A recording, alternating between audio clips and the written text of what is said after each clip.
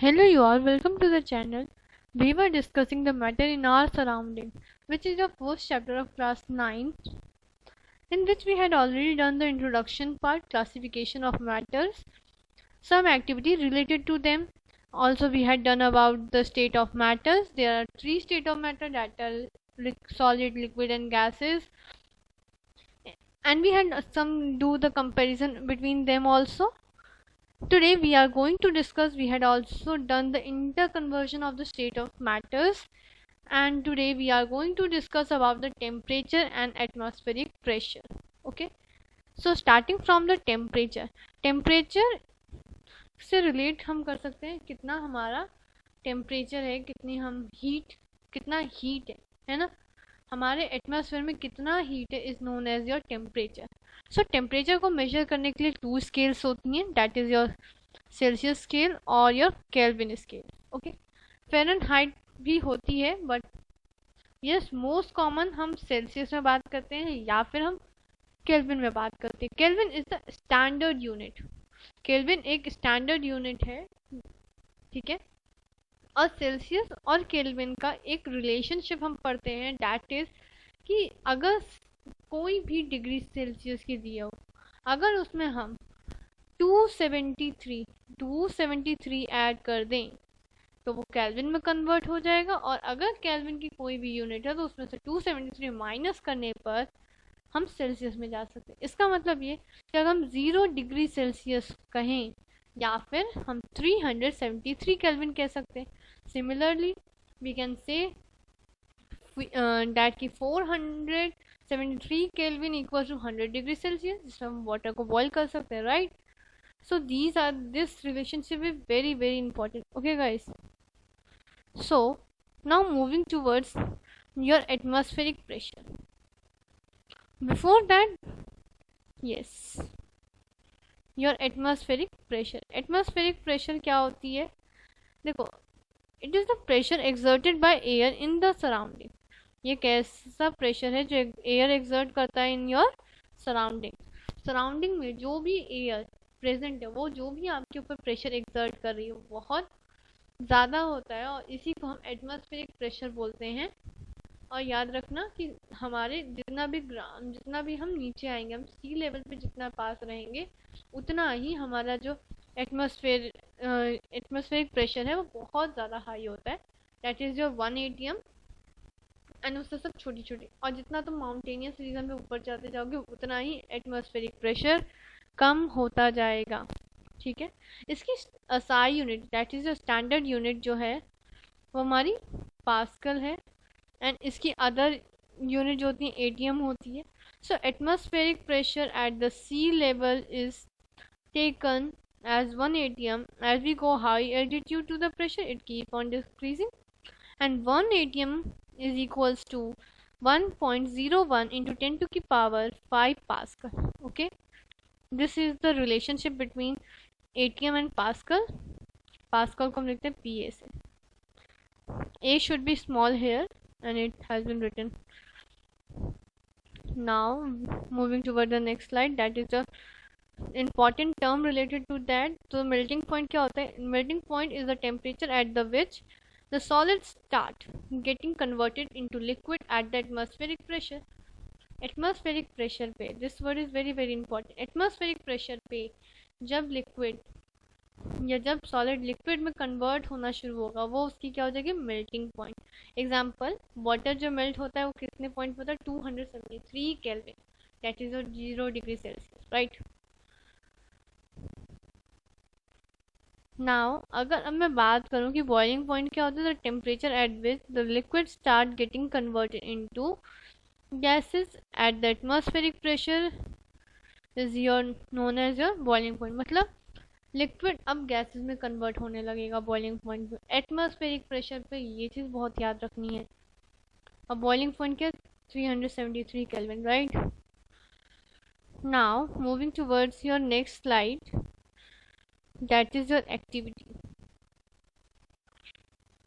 अब देखो ये एक्टिविटी क्या कहता है, इसमें हमने वाटर को बॉईल करना है, और हम उसमें मतलब आइस को हम बॉईल करेंगे, उसमें हम दो रिलेशनशिप जानेंगे और उन्हीं के बारे में आगे हम बात करेंगे, ठीक है. At 0 degree Celsius or 273 Kelvin, the water exists as solid as well as liquid. Okay. At the 100 degrees Celsius or 373 Kelvin, the water exists as liquid as well as in gases. This is very important term. These 2 points are very important. Okay. Now, because the temperature remain constant at the melting point or the boiling point, because the heat is provided is used to overcome the force of attraction between the particle of matter. इसका मतलब ये कि जब भी हम मान ली इसका एक ग्राफ भी बनता है, इसका हम ग्राफ भी बनाएंगे अभी, ठीक है।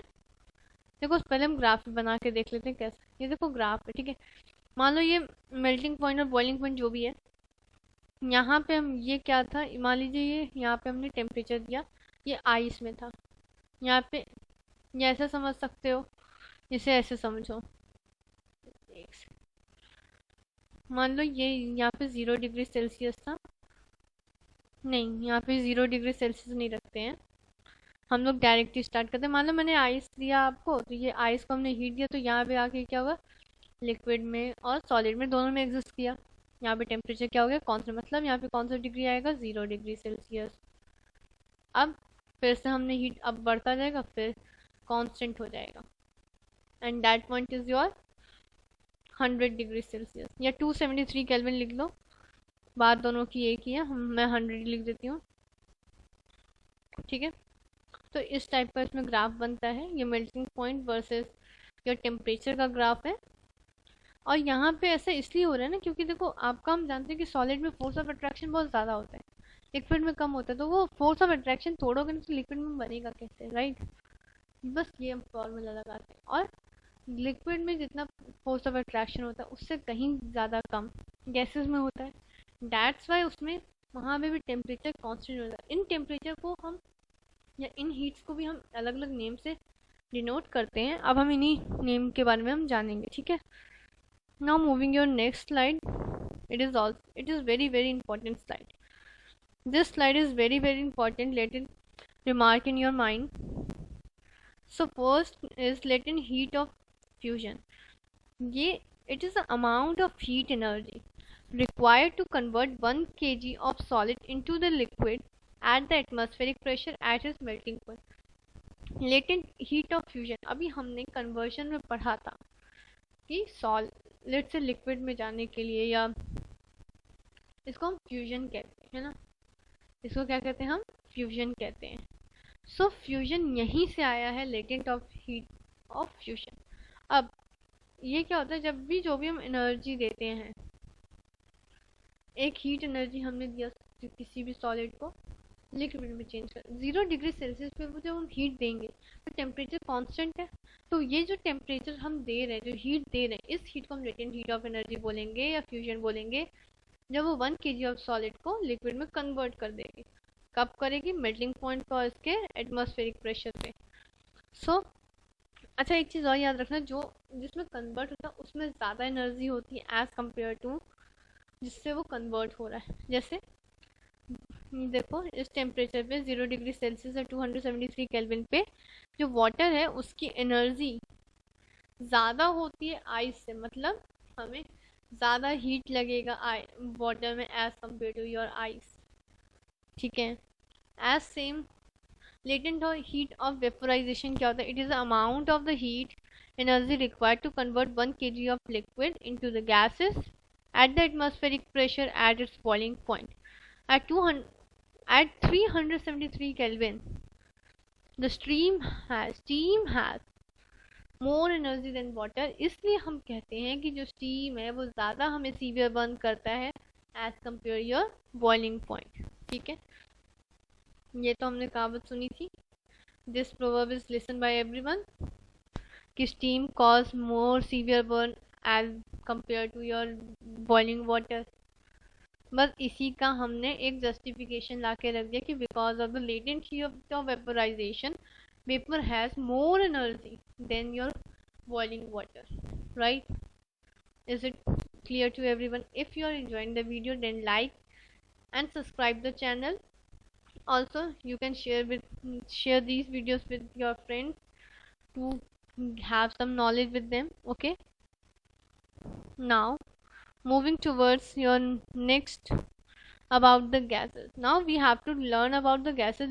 gases क्या होती है ना, gases को हम दो तरीके से लिक्विड में कन्वर्ट करते हैं. देखो कैसे कैसे हम प्रेशर बढ़ा देंगे और टेम्परेचर को डिक्रीज कर देंगे.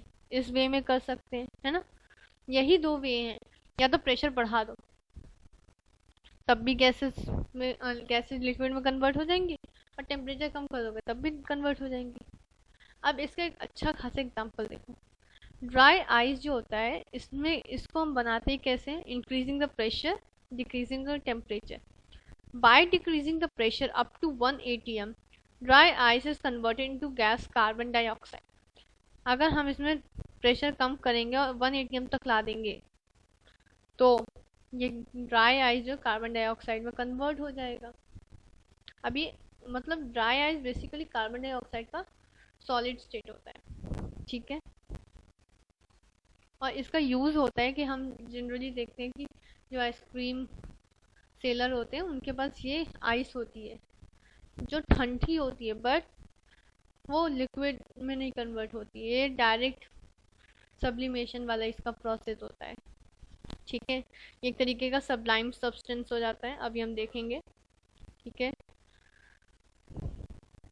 अभी देखो इसका भी आता है आगे. उससे पहले हम सब्लिमेशन एंड डिपोजिशन के बारे में थोड़ा सा जान लेते हैं. Sublimation is a process by which the solid get converted into the gases without going the liquid phase. Liquid में ही नहीं जाएगा, लिक्विड में जाने ना जाके वो सॉलिड से डायरेक्ट गैसेस में चला जाए. It known as sublimation. Example देख लो, naphthalene, iodine, camphor, ammonium chloride. ये ज़्यादातर पूछे जाते हैं. ये आर्सेसीन भी पूछा जाता है लेकिन इतना नहीं कॉमन है. तब नैप्थलीन, आयोडीन, कैम्फर याद कर लो. ये 3 are very sufficient at class 9th level. Okay. Now deposition क्या होता है, process in which the gases convert into the solid directly without going the liquid phase, ठीक है. डेपोजिशन में भी वो गैसेस से डायरेक्ट सॉलिड में जाएगा विदाउट गोइंग लिक्विड फेज. अच्छा, one more thing, if always take the screen shot. Okay, these notes are provided to you for the better learning. Okay, now moving toward the next slide, that is our activity 1.13. इसमें क्या है कि हमें दिया क्या गया है, हमें सेपरेट करना है the mixture of sublime and non sublime substance. Sublime में इसने दिया क्या है हमें, अमोनियम क्लोराइड वेपर्स के फॉर्म में दिया. अमोनियम क्लोराइड अभी हमने ऊपर देखा ना, ये क्या होता है. देखो, अमोनियम क्लोराइड एक तरीके का सब्लाइम सब्सटेंस है. अभी हमने यहाँ पे देखा, देखो यहाँ पे अमोनियम क्लोराइड दिया है, एक तरीका सब्लिमेशन का सब्सटेंस है, सब्लाइम सब्सटेंस. अभी इसमें हमें इसमें ना सेपरेशन करना है, दो दिए हैं. अभी क्या करेंगे, ये अमोनियम क्लोराइड लेना है चाइना डिश में विद सम सॉल्ट, उसमें मिक्स कर देना, ठीक है. अब उसके बाद क्या करेंगे, हम लोग इसको बर्न करेंगे, ठीक है. बर्न करेंगे, ये इन्वर्टेड फनल भी रख देंगे ऊपर, ताकि उसमें कॉटन भी रख देंगे, ताकि जो देखो वो डायरेक्ट लिक्विड फेज में तो जाएगा नहीं, डायरेक्ट गैसेस में जाएगा तो वो इवेपोरेट हो जाएगा, तो फिर हमें कुछ मिलेगा ही नहीं. इसलिए हम उसमें कॉटन लगा दिए, ठीक है. अब जैसे ही वेपर में फॉर्म आएगा, यहाँ पे जाके ये स्टिक हो जाएगा, कंडेंस हो जाएगा, क्योंकि यहाँ पे टेम्परेचर लो है एज कम्पेयर टू दिस. तो यहाँ भी ये देखो, ये सॉलिड के फॉर्म में आ गया, और यहाँ पे जो था वो सॉल्ट बच गया तुम्हारे पास, right.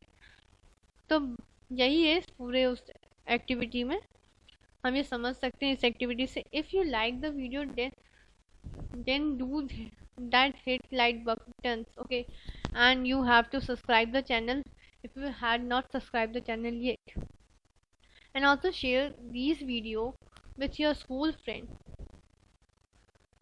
Okay, in from next lecture we will do about the evaporations. We will do evaporation and its application, and we had some differences between evaporation, boiling point, etc. We will do in next lecture. Okay, thank you.